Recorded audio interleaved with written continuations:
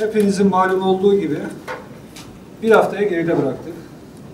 Yaklaşık 850.000 dersliğimiz ve 57.108 okulumuz eğitim öğretim faaliyetinde aktif olarak yer almaktadır. Bugün itibariyle geçen haftalık eğitim süreci içerisinde Covid vakası nedeniyle kapatılan, eğitim öğretime ara veren hiçbir okulumuz bulunmamaktadır. Sadece sınıflardaki Sağlık Bakanlığı ile birlikte belirlemiş olduğumuz kriterler çerçevesinde yüz yüze eğitime ara veren sınıflarımız bulunmaktadır.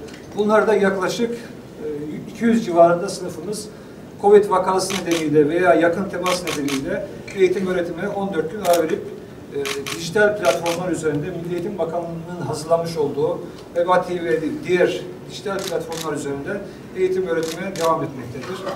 Dolayısıyla 6 Eylül itibariyle yüz yüze eğitime Covid-19 salgını koşulları altında başlamamız, Sayın Valimiz, Sayın Vekillerimizle birlikte Adana'mızda eğitimin kalitesini artırmak için neler yapabiliriz? Yatırımlarımızı nasıl güncelleyebiliriz?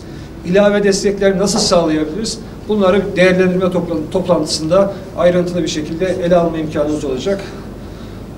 Adana ilimizde eğitimin kalitesinin artmasına yapmış olduğu katkılardan dolayı, desteklerden dolayı başta Sayın Valimiz olmak üzere tüm vekillerimize, milletvekillerimize, belediye başkanlarımıza, İl Milli Eğitim Müdürümüze, ilçe Milli Eğitim Müdürümüze, okul müdürlerimize, öğretmenlerimize hem şahsım hem de Milli Eğitim Bakanlığı adına en içten şükranlarımı sunuyorum.